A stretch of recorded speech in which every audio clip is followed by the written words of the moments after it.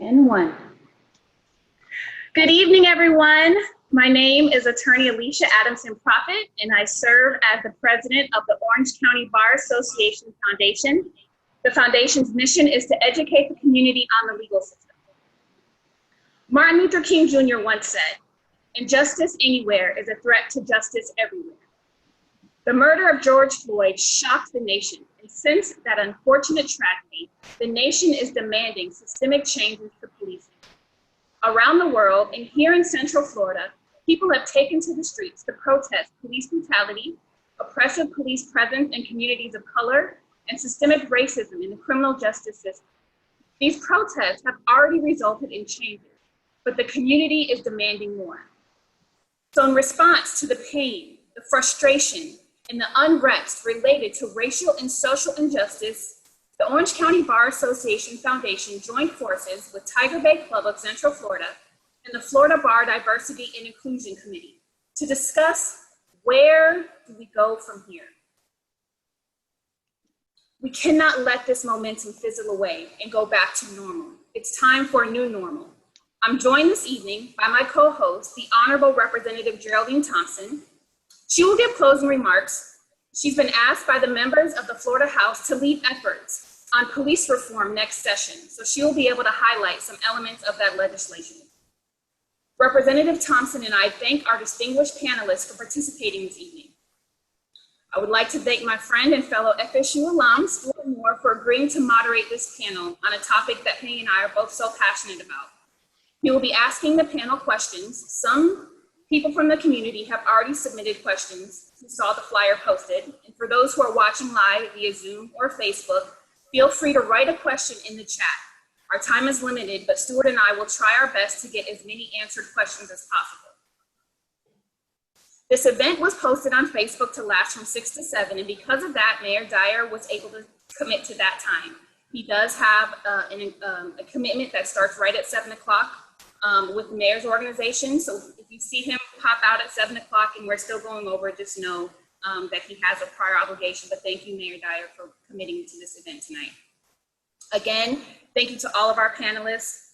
Miles, thank you for taking your time to be here. Chief Rolon, thank you. Mayor Demings, thank you. Sheriff Mina, thank you. Representative Thomas, thank you. Thompson, thank you. Once again, we welcome everyone. Continue to share this as much as you can. Share it to all of your social media platforms. Tell everyone to join, to watch. Encourage everyone to participate. And I will turn it over to you, Stuart Moore. All right, Alicia, thank you so much for the introduction. I need to recognize at least one more Seminole in the bunch with Mayor Demings as well. But we're not going to talk FSU tonight. Oh, and Representative Thompson as well as a Seminole. I did not know that, but it makes me love you even more. We have four of the most powerful people, I should say five, in Central Florida who've been elected to be public servants. And we have a community activist who serves the people. Now, I do not want this to be a 4-on-1 when we come to our local officials on a local base. We should all be on the same side of making this a better area for everyone. Safer for police and deputies on patrol, safer for the Black and brown people who live in the community. Equal justice for all people, I think, is at the minimum of what people should be asking for. And we're going to cover a range of topics tonight, from policing in our neighborhoods to economic opportunity. Sadly, as Alicia mentioned, an hour may not be long enough, but hopefully this is the first of many conversations involving our local leaders and community members. I wish this discussion was in a bigger town hall and traditional town hall setting where we could also lend and talk to people from the crowd, but COVID-19 has had other plans for our entire lives this year of 2020. I will skip the usual formality and introductions, get right into it. Top of mind, though it's not a topic that we're truly going to cover tonight, is COVID-19. Sheriff Demings, I would ask you to take yourself off mute. I want to ask you a quick question. Are you going to push the governor for a possible reclosure of Orange County and Central Florida? At this time, that's not something that I'm going to advocate for. I have seen some encouraging test results within the last few days. And so what I do want to do is balance out the public policy going forward regarding the reopening versus keeping us safe. And I believe that until such time that we have either a vaccine or a cure for the virus, we're going to have to learn to live with it. And so each day that passes by, that's what we're really endeavoring to do in this community. None of us have seen this pandemic before, And so we're trying to understand it. However, if at any point that I feel like the governor's current executive order is insufficient, I'm going to do what I have already done, and that's where I communicate with him and say, I think you need to make some adjustments in that process. But suffice it to say, the numbers that came in today were somewhat encouraging. They were normalized compared to what we saw really over the weekend. Okay, thank you so much, Mayor Demings. And of course, we're going to continue to get those regular updates from Orange County on the status of the response to COVID-19. Sheriff Mina, I want to start with you on this discussion that we're talking about so much as the Chief Law Enforcement Officer of Central Florida, of Orange County specifically. And I want to ask you about the Brady list that was released today by the state attorney's office. And it had several deputies, 13 deputies from the sheriff's office, 12 Orlando police officers on that list. Only one left on the force for the deputy side, from the Orange County side, but 4 still on the force with the Orlando police. Is it beneficial to release lists like that when it comes to trust in the community?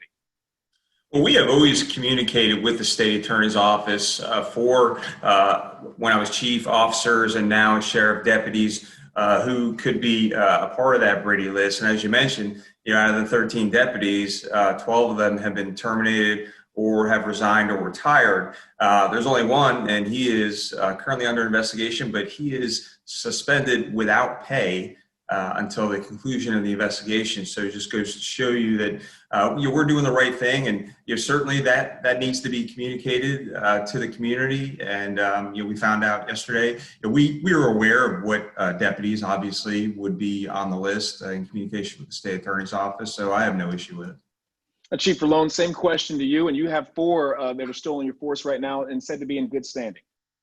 So the officers went through a disciplinary process that also included, in some cases, some were terminated and actually went through an arbitration that got them their job back. But I am happy to say that the officers in questions that remained with the Orlando Police Department, when they went through their disciplinary process and discipline was rendered, even when they got their job back, they have been in good standing. And that's what we expect from every member of the Orlando Police Department.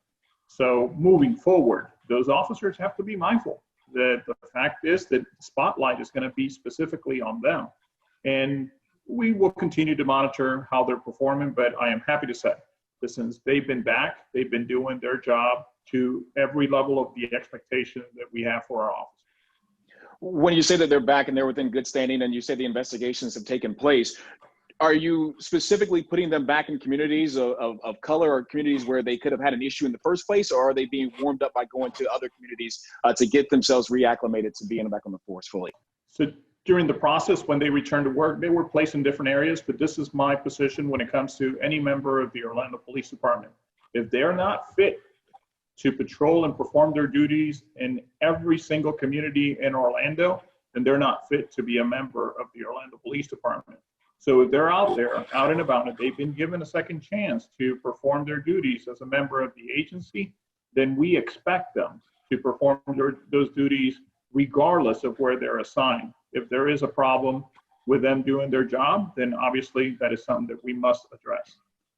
Miles, you obviously heard the news today about the Brady list that was being released, and you have been in the streets from the forefront of this movement that's happened after the death of George Floyd. Tell me what those answers mean to you, and what do you think needs to be pushed forward first off? I think it's a perfect time for people like Chief Rolon and Sheriff Mina, who have been saying that you see these instances happen in Minneapolis, but don't happen here because sometimes we don't see the visual proof, but now we do have that visual proof. So I think it's the perfect time for those people to actually take action and discipline them beyond just punishment or suspension. We want to see police that have a history of traumatizing neighborhoods be fired. I don't think it should take that much discussion when we have something like the Brady's list now that's credible and useful that we can use to get rid of officers that are actually more harmful than helpful to the police. Sheriff Mina, when it comes to talking with the unions, obviously you got a not good endorsement from the Fraternal Order of Police, at least based off the survey from your own deputies. How hard is it to get rid of officers? You served as the Orlando police chief and now as the sheriff, so you know both sides of hiring and firing when it comes to that. How hard is it to get rid of officers who may have been a problem before? And what did you think about the response from the Fraternal Order of Police on their survey about your department? So as far as the survey, I think if you surveyed any law enforcement agency in any metropolitan area across the United States, you would find very similar results. Law enforcement across the country is feeling underappreciated. They're feeling a little vilified by some in their communities.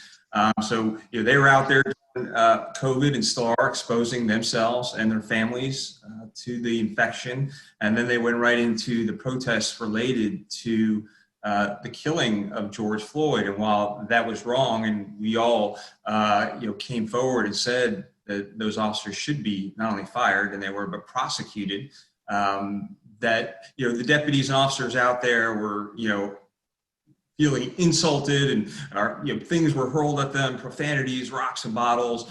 So that does take a toll, but I'm confident that the men and women of the Orange County Sheriff's Office will continue to remain professional. Any chief or sheriff has to ride that fine line between supporting community efforts and engagement, but also supporting their deputies. So that's what I'm continuing to do. I'm sorry, the second part of your question? The second part of the question was, how do you do about hiring and firing when it comes to police unions that ensure that these officers, as Chief Rolon mentioned, for the officers went through those different protocols and arbitration helped get their jobs back? Also, there's been a lot of talk about the Bill of Rights. There's been a lot of talk about qualified immunity and a lot of talk about police unions involvement. None of those three things have ever stopped me from disciplining an officer or deputy, or ever stopped me from terminating an officer or deputy. There have been times when I was chief in Orlando where an arbitrator gave the officers their job back. So, and discipline does need to be progressive. Not every case deserves a termination. I think it depends on the case, and certainly we have shown in this community, both at the Orlando Police Department and the Orange County Sheriff's Office, that we are willing to terminate officers and deputies, and that we are willing to even bring charges forward with certain cases and work with the state attorney's office, including having an outside entity like the Florida Department of Law Enforcement investigate those cases. So there are numerous cases, there are numerous terminations and charges brought forth against officers and deputies in this community. Mayor Dyer, I want to bring you into this discussion. When you hear the term defund the police, which we've heard across the nation at different rallies, what does that term mean to you, and do you agree with it in any context? And you're still on mute right now, Mayor Dyer.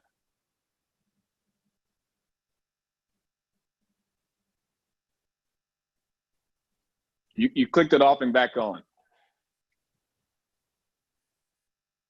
There you go. I was just bragging about I've done 10,000 Zoom meetings and how proficient I am with Zoom now, and I can't even unmute myself. How about that? I think the term defund, or the phrase defunding the police, means different things to different people. Some people have advocated doing away with police departments and forming some other type of safety agency. Some people have talked about redirecting funds that go to police departments to other social issues, whether it's affordable housing or kids programs or health programs. To me, I don't even use that term. I think what we need to be talking about is prioritizing things, and we can certainly make sure that our police department has the tools and the training necessary to perform their jobs in a safe manner, both to them and the public. And we can also fund the other things that we need to do, like Paramore Kids Zone, for instance, in Orlando, or the affordable housing developments that we've been working on. So I think it's more of a matter of priorities than saying let's defund the police department. And I got to tell you, I don't see how you would do that. I don't know of any neighborhoods in the city of Orlando that would volunteer not to, or to have slower response times, let's say, or to not have the police show up at all in their neighborhood. So we're going to do what we need to do in terms of making sure we prioritize both the enforcement part, but the proactive part as well. I want to get back to Paramore in just a moment with you, Mayor Dyer, but I want to go to Miles now. Miles, when you hear the term defund the police, do you agree with it? And in what context do you think the term and the entire phrase should be laid out for people? Yeah, and it's not a term that we came up with, but I definitely agree with it. I definitely think that we can defund the police. I think that in Orange County and City of Orlando, we defunded a lot of things. We defunded education. We defunded the state attorney's office. We defunded things that went towards the fire department. Just recently, we've seen increase of budgets requested in Orange County. And I'm guessing it's going to be the same thing in the City of Orlando. So for Mayor Dyer to acknowledge that he kind of understands what the people are asking for, and it's deeper than just not having calls of service. Because if we defund the police from over-policing and over-patrolling our Black communities and making more harmful incidents than helpful, then what we could do is have more cops available for calls of service when they are needed.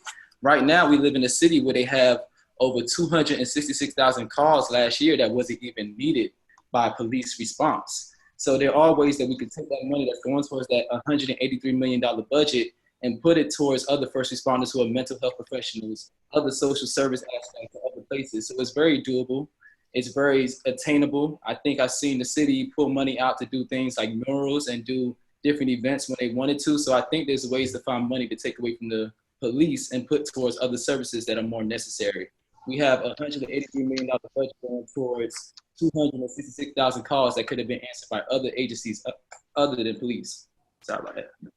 Mayor Demings, you've held 3 offices of the people that we're talking to today, including Orlando Police Chief, the Orange County Sheriff, and now you're the Orange County Mayor. As Miles mentioned, going off of that, 7% of all arrests by the Sheriff's Office were for violent crime. 2/3 of arrests for low-level offenses like drug use, vagrancy, loitering, vandalism, and prostitution.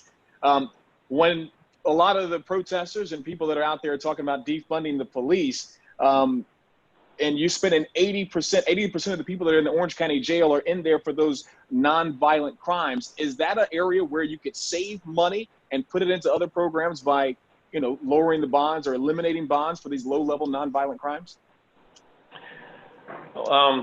Stuart, let me just look at it from a holistic perspective. Having had the benefit now of working in various agencies, being from this community, being a volunteer, being an advocate, being involved in the civil rights movement, not just for a few weeks, but for decades, for a lifetime now.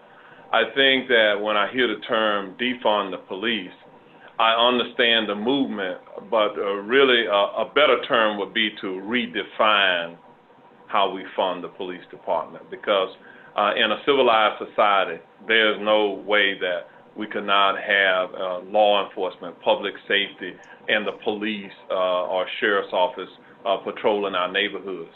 What I see, however, is that whenever a person is a victim of a crime, we have to balance out, I think, the response and look at the systemic reasons why crime occurs. To me, whenever you see crime in a neighborhood, it's really a byproduct of some social problems that have gone wrong for long periods of time. So what I like about being the mayor is that I get to influence broad public policy to include how we fund the jail or the correction system here within Orange County.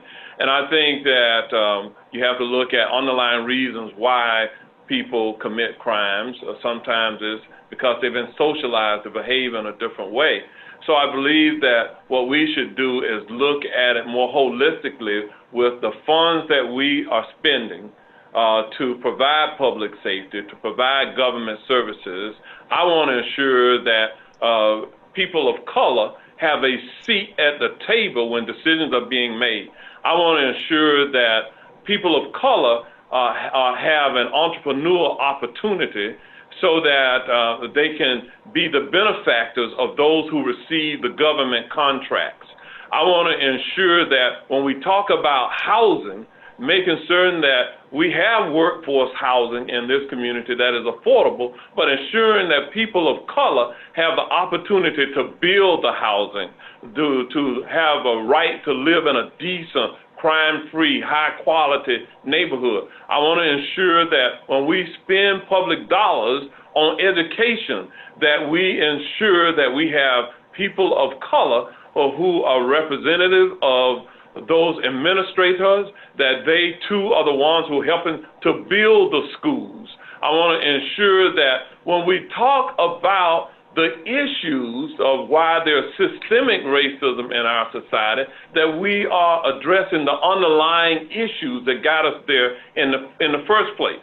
But I can tell you, Stuart, that from being a law enforcement officer, I heard from black and brown people who sometimes live in their neighborhood, they deserve to live crime-free.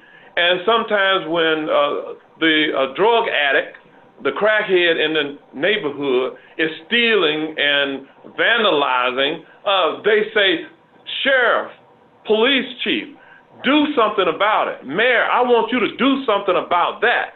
So we do have to hold people accountable in our society when they break the law itself, but there has to be a balance, even in the court system. To me, the criminal justice system is sometimes a system of unequal justice.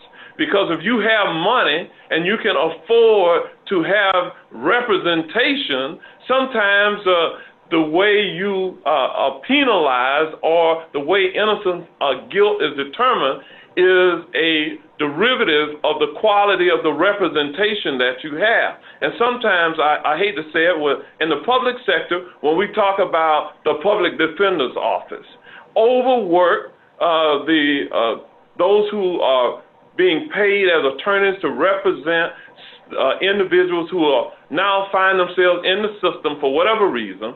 There's a disparity in how they are treated within the system because they don't have adequate representation. They can't afford to hire multiple attorneys. And so implicit in that means that they're going to be treated differently when they get to court. We should ensure that those who are the officers of the court are reflective of the community, to where they have the right sensitivities to the community to include the law. That means the prosecutor has the right sensitivity, that they are reflective of the citizens that they serve, the judges, the jurors who sit and preside over the court proceedings. I believe that those who make the laws, the legislators, have to have the right sensitivities to the issues. And sometimes historically, when I've seen, for example, 3 strikes, you're out, whereby legislators from both sides of the aisle who voted for those types of things, and then law enforcement has to enforce those laws that have been created without the appropriate sensitivities involved. And so when I hear the conversation about defund the police, I believe that a more appropriate term is redefine how we as a society police and fund police departments to do what they do, or law enforcement agencies in general, Mayor, how we fund the system. So, okay, so I'll get off my soapbox. Thanks, man. I mean, I get what you're saying, but I think that the argument, and Miles, I'm going to go back to you, I think the argument can be made that, you know, you're asking for the same thing, just in a different way. Because, you know, a lot of activists have been saying, yeah, we don't want the crackhead outside of our homes that's causing different issues outside of our homes, but instead of maybe necessarily always arresting that person, then they getting back out and doing the same thing, get them drug rehab, get them opportunities, get them treatment. You can invest in the community so you don't have that same scenario continuing to play out. And if you give people more opportunities for economic advancement, then you won't have those same type of scenarios. Miles, break that part of it down to me when it comes to, you know, everybody wants these different programs where it's not just law enforcement officers showing up to different scenes. How do you say, you know, why not give the sheriff's office an extra $1 million to hire, you know, or $2 million to hire more people that can ride along with these deputies to go out to these calls that may be directed at something that that social worker could specialize in? And why not just give the sheriff's office, because they already have the means to respond to these types of calls? Yeah, and I think what Mayor Demings said actually was kind of speaking to the point of what we said. All those points that he named, from the crackhead to the person who's out on the street to the kids who need stuff, even what Mayor Dyer named, these are all places that operate outside of the police and the law enforcement. So when we talk about defund the police, we're talking about crime prevention. We have never seen a police officer actually be the instrumental key in preventing crime. They are very good first responders. They are diligent in showing up on the scene and reacting. But when we talk about preventing crimes, we could look at other places and other states that have implemented models that instead of having a police officer come in there, they have a social service worker or a mental health counselor that can de-escalate instead of arrest. Because one thing with the police in nature that we cannot deny is that their intent is to arrest. They don't arrive on the scene when there's a mentally unstable person trying to counsel this person and get them home necessarily. Most of the time it's to arrest them and get them Baker acted through the court. So in order to prevent that, and we're talking about overloading our criminal justice system, we're talking about our public defenders and prosecutors being overworked, is it not from all these arrests that be made that are sometimes not kept, they're thrown away? And we have so many times that there are resistant arrests without violence for situations that there was no crime, no one did anything, and it was a situation that could have been de-escalated. And if we're talking about running government efficiently, I would think the most efficient thing would be to not overwork the police officer, not have them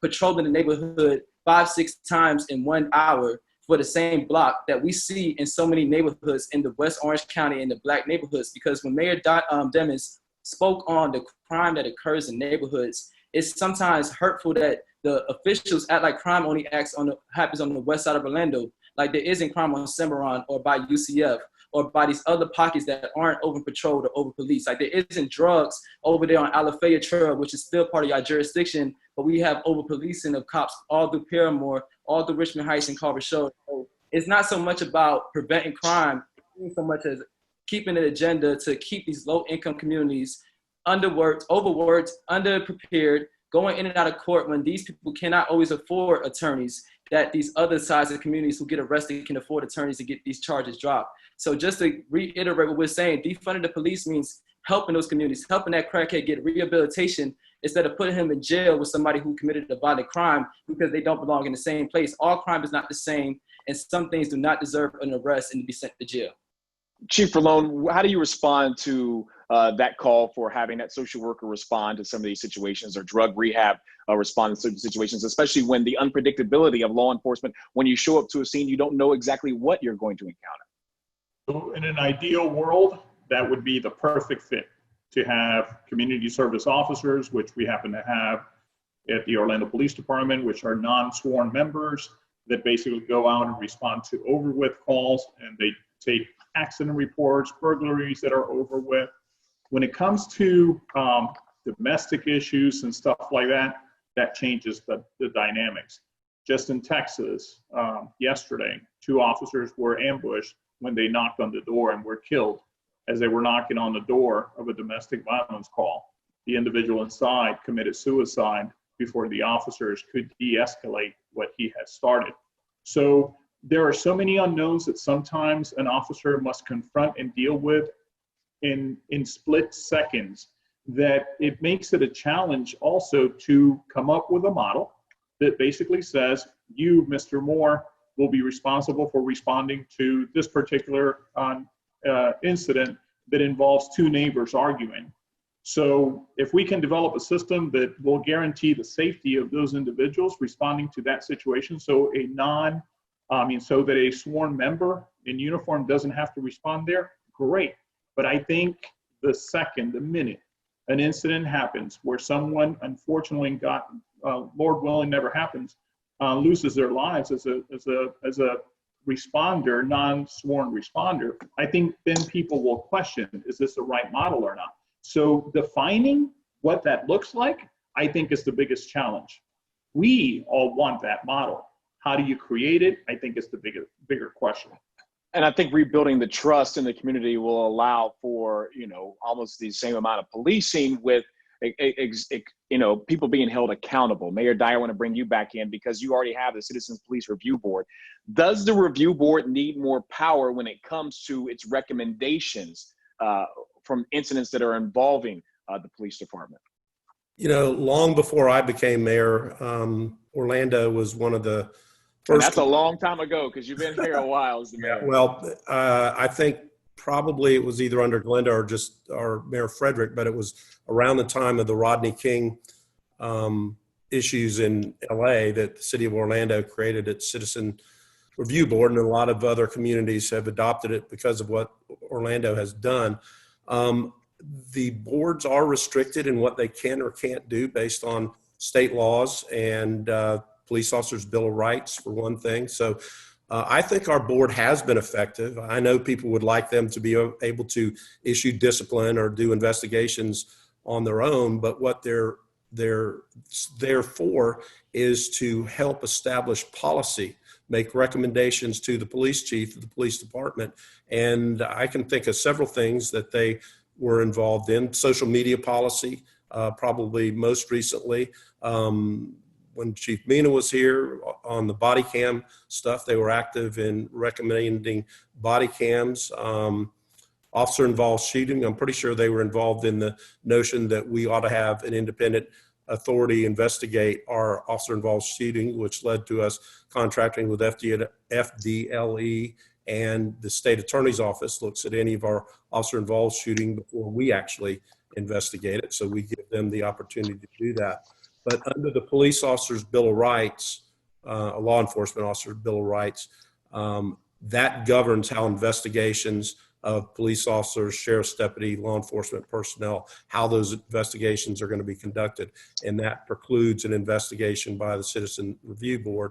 And also discipline is outside of their range. If the legislature were to change some things, we'd have to reevaluate. But right now we have given our Citizen Review Board all the authority that we can under the law. Under the law, which, you know, as you mentioned, laws can and sometimes should be changed. And we'll get obviously to Representative Thompson in just a moment, that she's going to detail the proposal that she is going to make this year when it comes to changing some laws. Let's go to Alicia now. Alicia, you've been monitoring the social media aspect of this conversation. What are you people saying online, and what do they want to ask? All right, I'm going to ask a question from social media. The sheriff's office had 58 murders in 2019, an increase of 38% over the previous 2 years.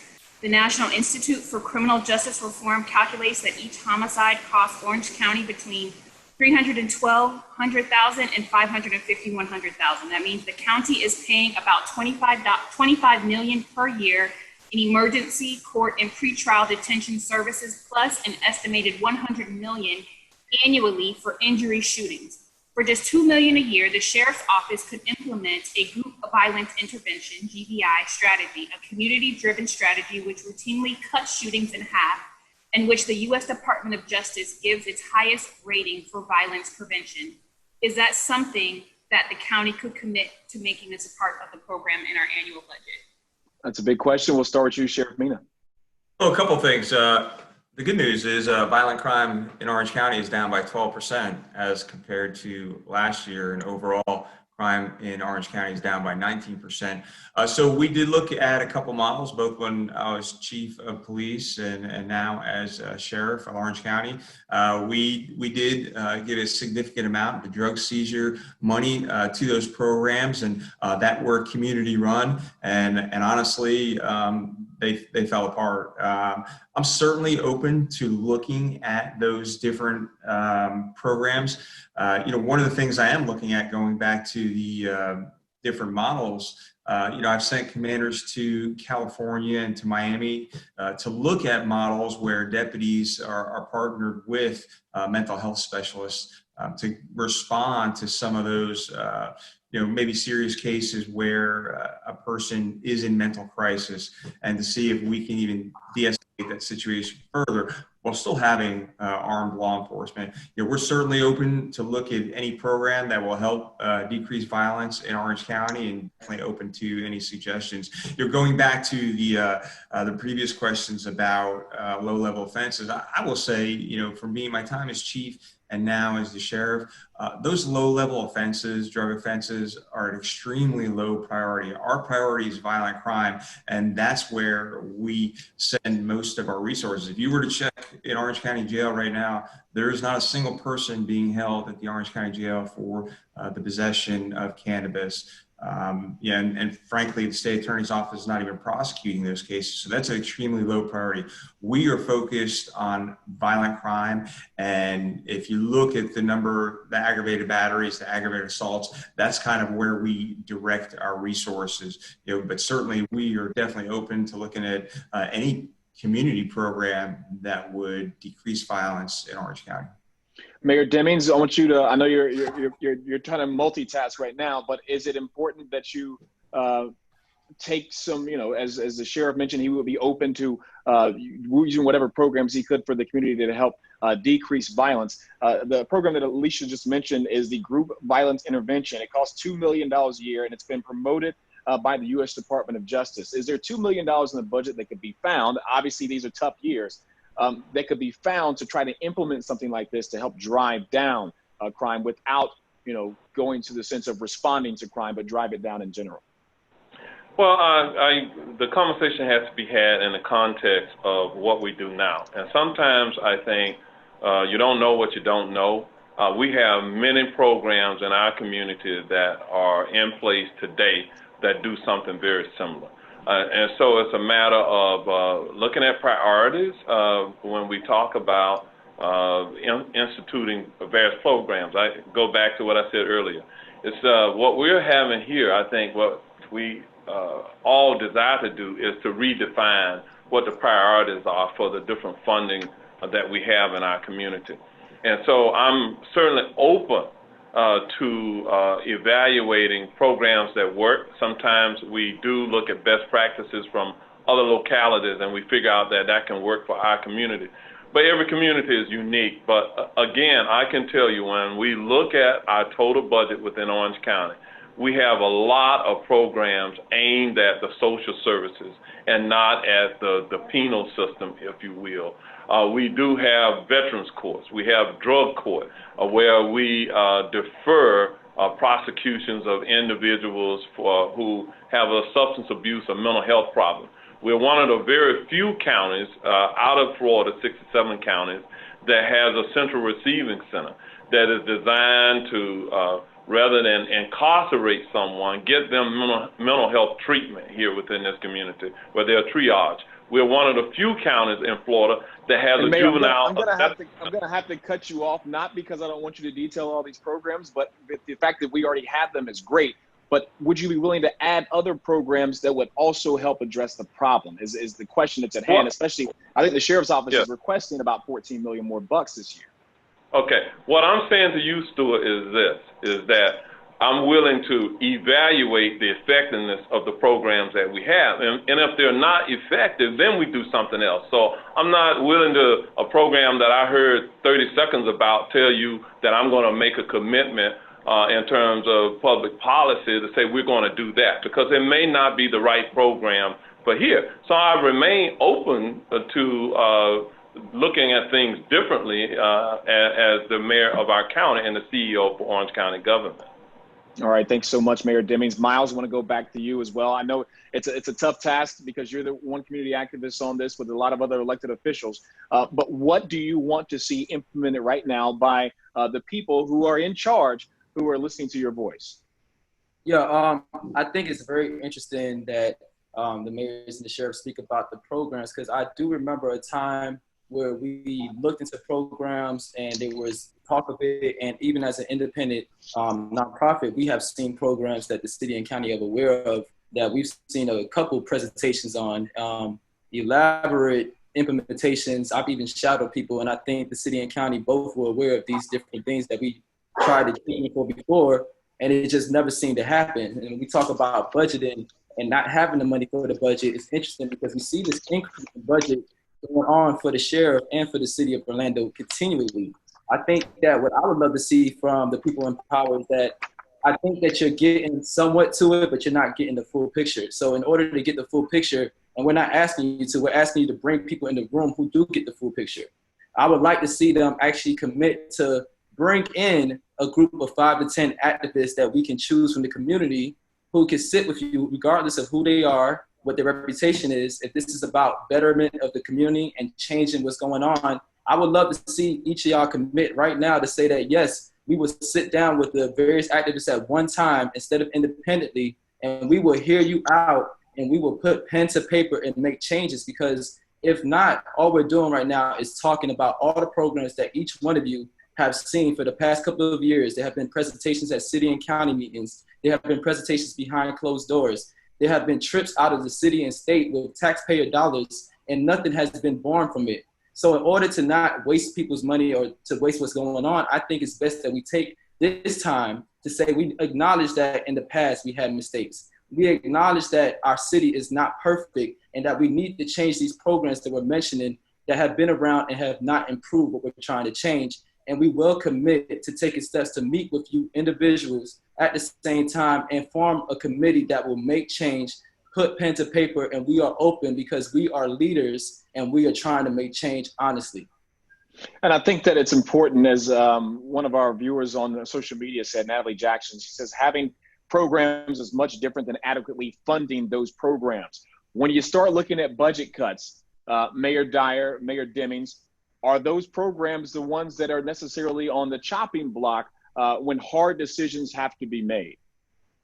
I don't think so at all. We've continued to invest. I mean, our signature program is a Paramore Kid Zone that we have invested in for over 12 years now and had great success. Every child that was part of that program that was in high school the last 4 years has graduated from high school and gone on to either a technical college, a community college, university, or military service. So I think some of the programs that we have are working. Our Brother's Keeper is another program that I think has been highly successful, and that's certainly not the first place we would look to cut. And we haven't had to cut in the last several years. I don't know what's going to happen if we have COVID around for a whole bunch longer, but back when we had the recession, we were looking at cuts, but our budgets have grown the last several years, so there hasn't been cutting to things other than things that don't work. I think economic opportunity is going to be a big part of that too. Alicia, I want to go back to you. You're monitoring what's happening on social media.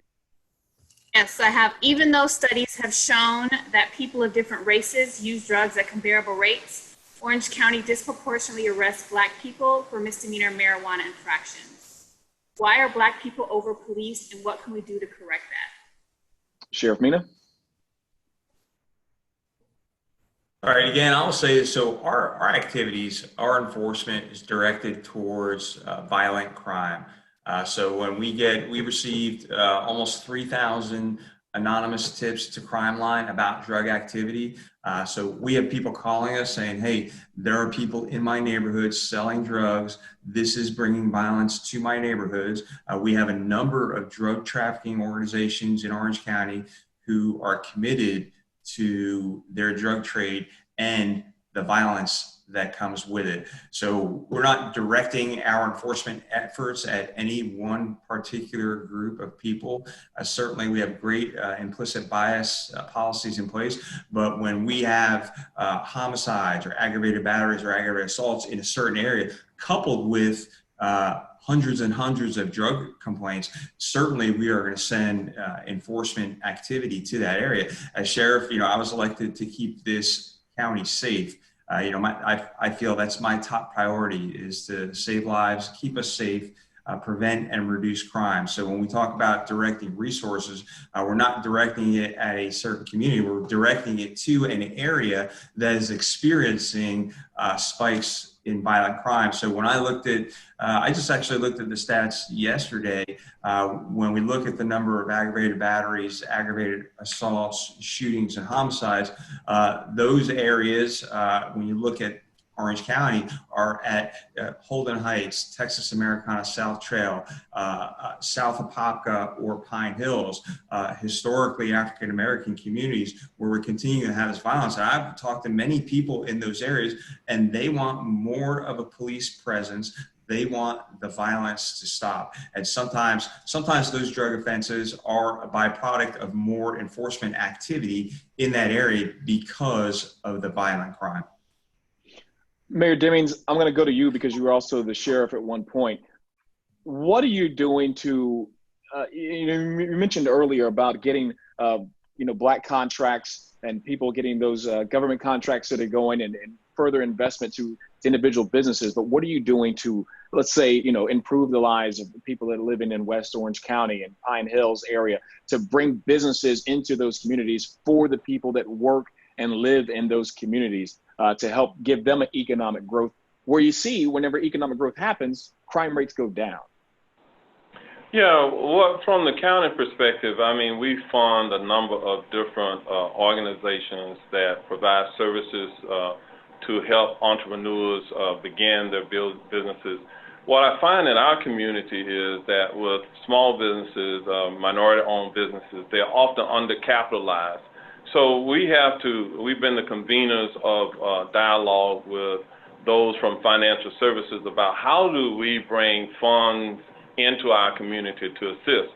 Now, obviously, as we're going through this pandemic, we have an economic recovery task force that is very diverse, but we also have a business crisis assistance program where we're offering $10,000 grants to small businesses. Many in the African American community, Hispanic community, we have a lot of small businesses that are hair salons, nail salons, barbershops, etc. So for me, I became the advocate because I wanted to get those businesses back reopened. So we tried to influence the governor's decision about which types of businesses should reopen. And so we're going to continue to do that. We will continue to invest in the National Entrepreneur Center. We will continue to invest in the Black Business Investment Fund, the African American Chamber, the Prospera, the Hispanic Chamber, and other organizations. Another thing that we did here within Orange County was that Orange County, on top of the $67 million that it was providing for children's services, we said there are 9 zip codes where the majority of youth, juveniles, come from who are arrested, who find themselves in the system. So what we said was that we're going to spend an additional $20 million of an infusion into those 9 zip codes that tend to be a disproportionate in minority neighborhoods. But we wanted that funding to go to community-based organizations that were going to provide services within those communities. I will tell you that's been a little bit of a struggle because sometimes this is government money. It's not free money. There are administrative requirements. So what we've done now is to build a process by which we could assist those small businesses or nonprofits in being able to meet the administrative needs so that they could provide the services in the community reflective of the people who look like them in those communities. So we're going to continue to do that. Then from the government perspective, when we go through procurement-related processes, we want to make certain that minority women, businesses, I should say, we want to ensure that they have an equal seat at the table. So here within Orange County, we created something called the MLK Initiative, which is not something that we just wanted to have in place for the MLK holiday. No, we have it in place year-round. And I expect that group of volunteer citizens to provide advice to me and to the Board of County Commission about how we level the playing field and get others involved. So when the county enters into contractual agreements with businesses, I want to make certain that minority and women-owned businesses have a seat at the table as well. So we're going to continue those things, and that's why I got to cut you off again. I know I'm sorry, but hey, Stuart, this is my passion, so that's why I've done it for 40 years. So I can talk all night about it, about what we're doing. So just stay tuned. I like my job, benediction. We want to get the dinner, so we got to keep moving as well. What can I say? I want to. These are complex questions. They are very complex questions, and when you offer simple solutions, I think that's not adequate to.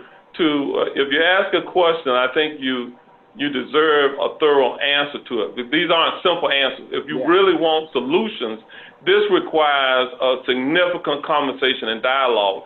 I get frustrated sometimes when people think that we can bring about change overnight. No, we can't. It takes time. It takes time to stay in the arena. And so for those who don't sit in this arena, come to work every day and fight the good fight, they don't understand sometimes. So I will apologize for my passion, but I'm not going to let the community not understand where we are with trying to bring about a difference in this community. And hopefully we have these discussions even more where we get more people to have more time to talk. Miles asked an important question earlier. Miles, I want you to ask that question again, and we're going to get the panelists to respond on what type of reforms you want to see in the question that you had. Yeah, and I think what Mayor Demings said was a perfect segue because we can't solve this in an hour-and-a-half conversation. We can't solve this in a 5-minute conversation. So in order to move this, because we've been doing a lot of talking and we have not actually committed to implementing it, There are use of force metrics from how the police interact with citizens to how the body cam footage is used with different cases, to how misconduct is treated, to how our neighborhoods are patrolled, to how there are responders that should be sent instead of police officers, to how there are programs in other states that some of us have studied. Like Mayor Demings was saying, it's a passion of mine also to spend my own money. I'm not a civil servant that gets paid, but some of us have invested our own money to go and travel and take it upon ourselves to learn these programs. We have joined coalitions like Orlando Youth in Action that came up with 13-point plans that dive deep into youth development, into defunding the police, into reallocating funds, into changing how we interact through our traffic stops and how our neighborhoods that get so over-policed. When we talk about crime, like homicide only happens in 32805 or 32809 or 32835, but it doesn't happen on the east side or on North Orlando or South Orlando. That's kind of preposterous because crime is happening everywhere. The only difference is other areas have parts and support that we don't have in these other groups that we want to see. So when we talk about making change, we want a community-led initiative. We don't want something that's solely done by the city or the county or by a selected group. Not even my group, Let Your Voice Be Heard, wouldn't be the only group at the table. We want to see multiple activists. We want to see each one of you, from Mayor Demings to Sheriff Mina to Chief Rolon to Mayor Dyer. Can you commit today that we will meet with activists in a group effort to make change, to make policies, to making sure that the only change that we make is not just the 8 Can't Wait or the Black Lives Matter mural, that we will make this a long-term effort, because there are groups of activists on the ground with different understandings and different expertise that need to be in the room, and we need to work together to make change. So can y'all each commit that we will sit down with us, no preference, no particulars, we're just gonna go in the room, make work, and we will leave out making a change to this policy, because the policy is not working. There are neighborhoods that are getting ravaged. There are people right now, when you talked earlier about Sheriff Mina, about there's no one in jail for possession of crime, but there are people in jail for violation of probation for possession of drugs. There are people who should not have ever been on probation in the first place. There are people who are getting arrested for crimes that other people are getting citations for and are not getting the same treatment. So it's not fair. We're not making this up. And we do have the stories that we could bring to you. And we do have the methods that could be changed, but we will never get them done if one of y'all or all of y'all do not commit to meeting with us and moving this conversation forward. And moving. Mayor Dyer, we'll start with you. Will you sit down with 10 or so different activists, not your hand-picked ones, but people that want to have their voices heard? Sure. You know, Miles knows that I'm already doing that I probably had, I don't know, 20 to 30, not sit-down meetings because we're doing Zoom meetings like this, but I probably had between 20 and 30 meetings with a whole variety of different folks. And a couple of them have been folks from the protest groups that weren't handpicked by me. They were solicited, but I'm willing to sit down and talk with anybody. This is, you know, and Mayor Demings said it right. Okay, we can do some reforms on some of the police policies, and we did that already in Orlando, and I know the sheriff has as well, in terms of banning chokeholds and no-knock warrants and making sure that there is a duty to intervene. So we've done touch bases on all the 8 Can't Wait.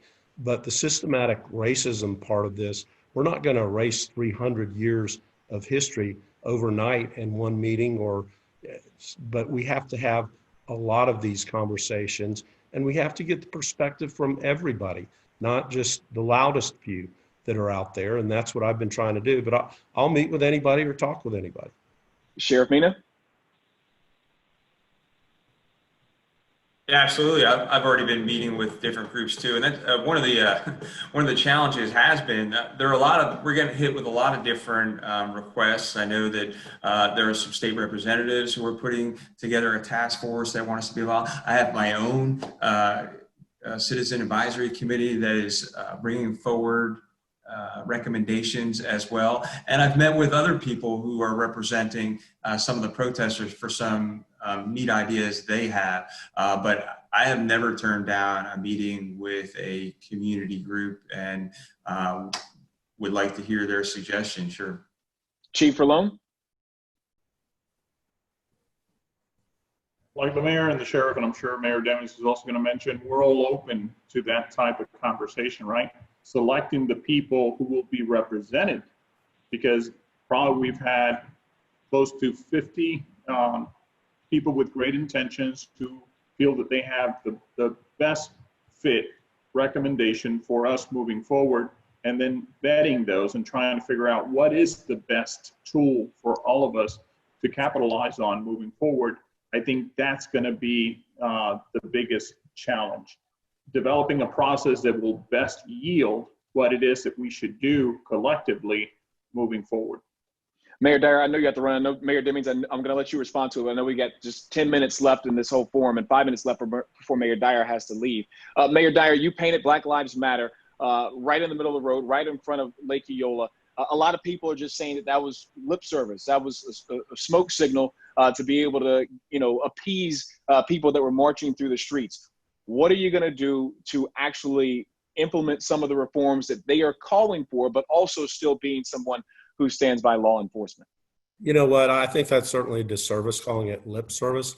We said from the outset that's symbolic. It's a symbol that we're listening, that we care, that we want to have these conversations. And it's a moment in time when we can work together on the issues that we've been discussing here tonight, not just the policing issues, but we have to restore trust between police officers in our communities.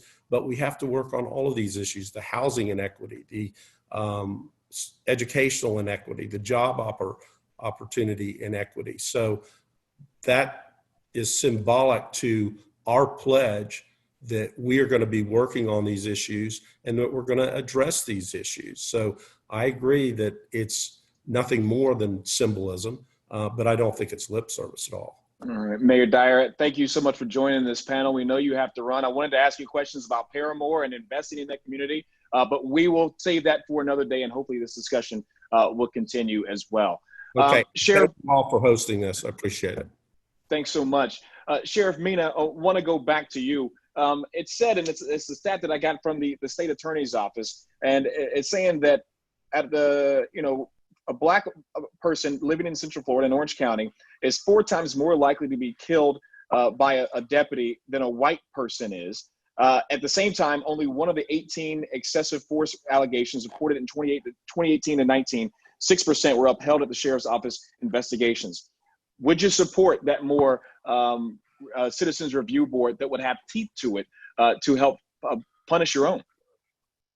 Well, first of all, when you talk about deputy-involved shootings, when I was chief in Orlando and now a sheriff, we're two of a handful of agencies that publish our officer and deputy-involved shooting data online. So right now at the Orange County Sheriff's Office, OCSO.com, you can look at the last 5 years and all of the deputy-involved shootings. And what's important to note about those shootings is that, one, the Florida Department of Law Enforcement investigated those shootings, and 2, all of those shootings were sent to the state attorney's office. So if the state attorney's office felt that there was any criminal actions or wrongdoing, they haven't let us know about that. And in fact, all of those shootings have been cleared by the state attorney's office. So that really has nothing to do with the Citizens Review Board. I think we have a good system here in Central Florida, and the residents here in Orlando and in Orange County are very fortunate where we do have that system. There are other parts of Florida where the sheriff's office or the police department investigate their own officer-involved shootings. We have an outside entity that comes in and does the investigation, and it's turned over to the state attorney's office before I even ever see it, where they can make a determination if there's a criminal act or not. Then it comes back to us to determine if any internal policies were violated. And I will tell you that we take that very seriously, and having a Citizens Review Board would not change any of that.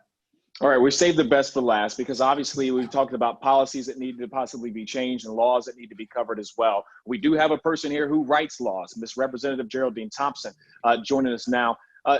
Ms. Thompson, you're obviously going to introduce some legislation that you're hoping that will get through the State House. What do you think needs to be changed, and what do you want to put in that legislation?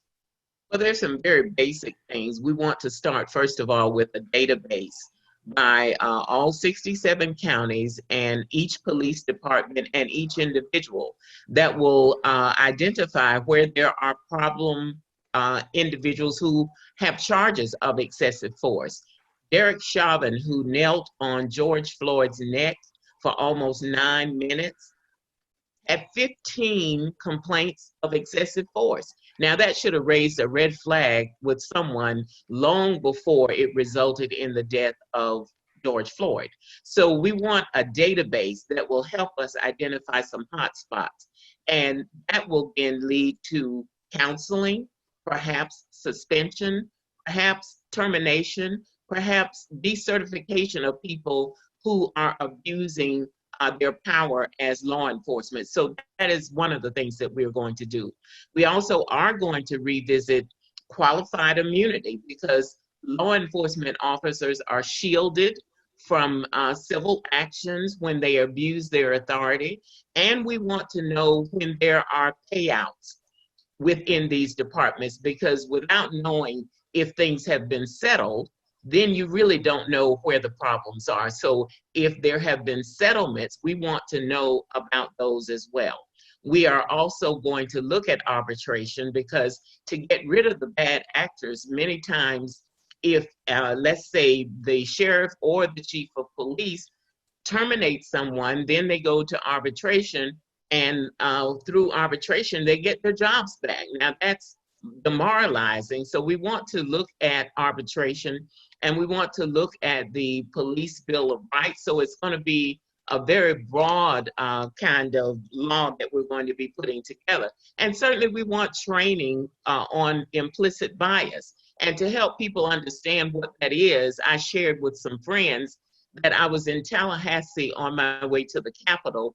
I took my car for service, and the dealer gave me a driver and a car to take me wherever I wanted to go. And the driver said, "Where would you like to go?" And I said, "I'm going to the Capitol." And he asked me, "Well, who do you work for up at the Capitol?" Implicit, he knew nothing about me, nothing about my responsibilities or what did I do, but he looked at me, formed a conclusion, and asked me, who do you work for up at the Capitol? So it's that kind of implicit bias that we have to focus on and make sure that the training is there, so that when law enforcement officers encounter people, they don't automatically think that there is something suspicious about this person, something threatening about this person. We also want to look at policies and procedures. We have heard that law enforcement agencies have policies regarding body cameras. Well, are the cameras on?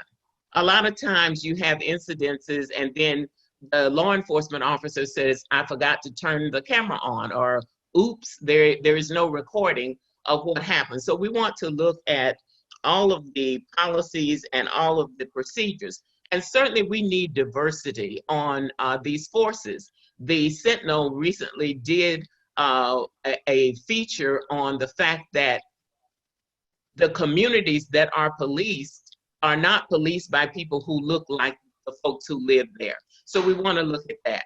And we want civilian oversight. Now, we're not talking about a rubber stamp. When I'm talking about civilian oversight, I'm talking about people who are independent, who can look at discipline, who can be involved in recruitment, in the whole range of what needs to happen, and where there is some transparency. So as I think it was Sheriff Mina who talked, and Mayor Dyer, who talked about state laws with regard to police review boards, we have got to tighten up when we talk about police oversight. In certain communities, the role that a police officer assumes is different depending on where you are. In some communities, it's protect and serve, and in other communities, it's the knee on the neck, or it's heavy policing. I had never gotten a traffic ticket in my entire life until 2000, when I went to Paramore to develop the Wells-Built Hotel and to rehabilitate it and to use it as a museum of African American history.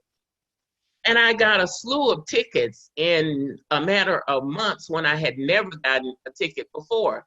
But it was people looking at me differently in that community and in the community where I live.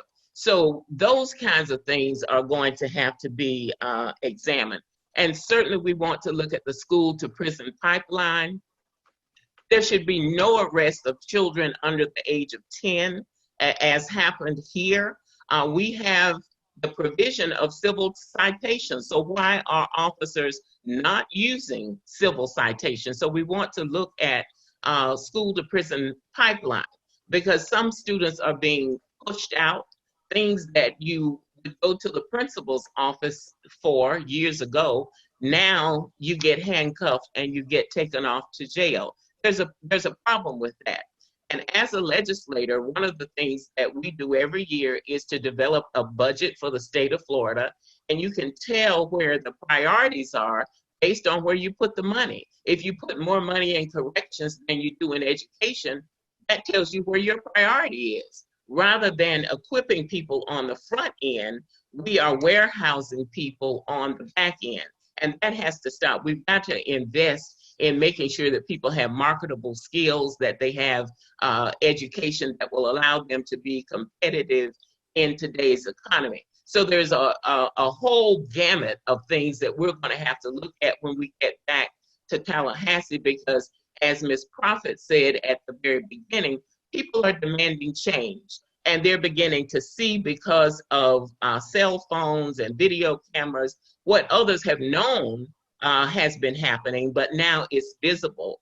And people, just as during the civil rights movement, when they saw the hoses and the dogs and the Bull Connors of the world, America got up in arms about that and demanded change. So we're seeing the same kind of thing here, with people saying that there has to be change. And while we're talking about what we do in terms of our resources, nobody is thinking that we can abolish the police department. That's ridiculous. That's not what we're talking about.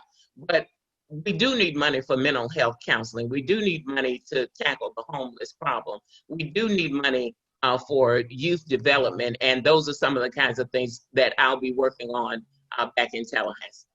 It's a tall task to accomplish, especially coming off of a year of COVID-19, where the tax dollars may not be flowing. To the Orlando Police Chief's credit, I think that they fired the officer after the 6-year-old was arrested here locally as well. It's a big discussion. It's a lot to get to. I missed out on a lot of questions that people wanted me to ask about training for use of force and different types of ways you could do it, and further training.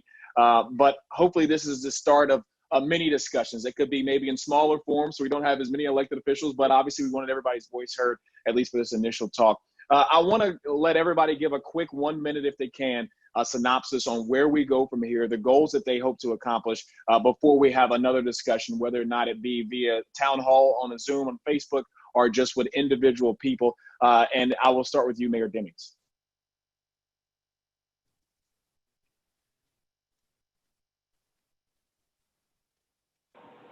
All right, thank you, Stuart. The short answer here is I remain committed, just like I have been for most of my adult life, in bringing about change in our community.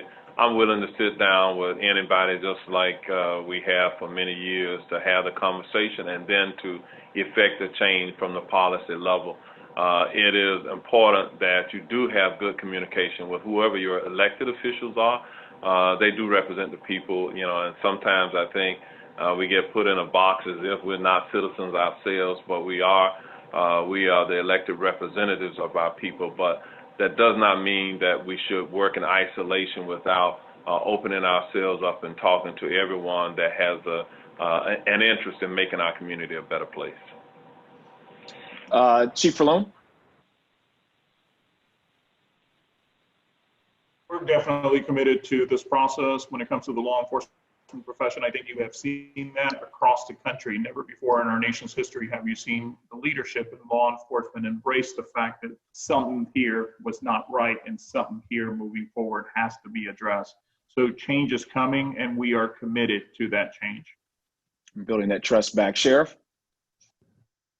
Yeah, I think we'd be remiss if we didn't thank the men and women in law enforcement who go out every single day.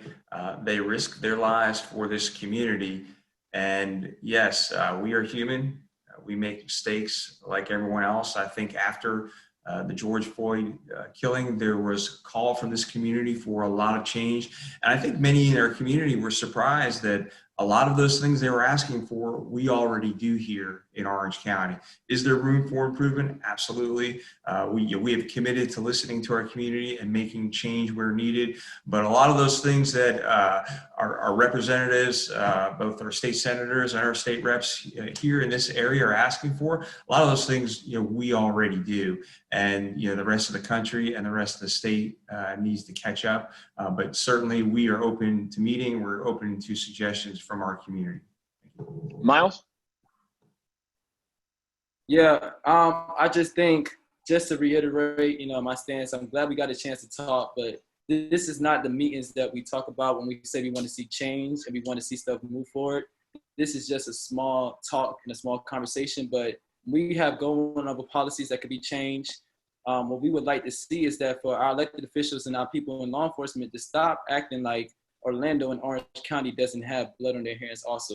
Stop acting like we don't have kids who get pulled over and harassed just for walking in neighborhoods, because we see it all the time. And it's insulting sometimes when we are kind of told that we are working on things to be changed and we're yelling from the community. The voice that everybody so eloquently said they represent, the voices are saying that we need change. And we're not saying that you people are not doing what you're thinking is best, but we're saying what is best for us is different than what you are doing. And I would like to see that we do commit. I would like for us to meet this month with different activists. I don't want to wait. I want to see a meeting happen when we make a policy change where all of these different points, plans that were sent to you are reviewed, and we can see what could be implemented now on the city and county level and what needs to go to the state level so that we can advocate properly and help you do your job to keep us safe. Because once again, to reiterate, over-policing does not keep us safe. It does make a harsh environment for those like myself who have grown up in the Paramore area and have become weary of law enforcement, because before the age I was 15, I was harassed and thrown to the ground 3 times because I was suspected of selling drugs. And these are real life instances. So it's not all beautiful here. We want change. We need it now. We can't keep waiting because we don't know when the next George Floyd could happen, and it could be me or anybody else who's watching this live. Representative Thompson? We need consistency across all 67 counties. We know that some departments have policies and procedures, but unfortunately, not all departments have the right policies and procedures. And so I have been interacting with chiefs of police from throughout the state of Florida. I recently held a Juneteenth Justice Rally, and thank you, Mayor Demings, for your message for that event and your participation, Sheriff Mina. But the police officers have to be part of the solution. We can't solve it without them. There's some controversy now about legislative individuals interacting with police unions. They have to be part of the conversation. They have to be part of the solution. So we're looking for consistency across all 67 counties. I think consistency across the state obviously would go a long way in implementing some of the programs that we have locally, statewide, so at least everyone knows exactly what to expect. And further training and accountability goes a long way in helping build the trust throughout the community and also with law enforcement as well. I would be remiss if I did not mention that you can catch more of the headlines tonight on West News at 10 and 11. And next Thursday, the 23rd, from 8 until 9 p.m., we take a deep dive into race in Central Florida and across this nation. I actually sit down with Sheriff Mina. You're going to hear his voice on his thoughts a little bit further on how we can move forward as a community. We also talk to several community activists about things that they think that need to be addressed as well. It's the first of 3 different parts of our dedication that's being dedicated right here from West 2. Alicia, I'll turn it back over to you. I just want to thank again our panelists. You guys were all amazing. I'm not a panelist, but my where do we go from here would just, you can't stop, won't stop. You cannot stop now. And so I appreciate you, Miles, especially for being here on this panel. And you asked for a meeting. I heard, and it is recorded. Everyone agreed to have this meeting with you on not their terms. You can bring the activists that you want.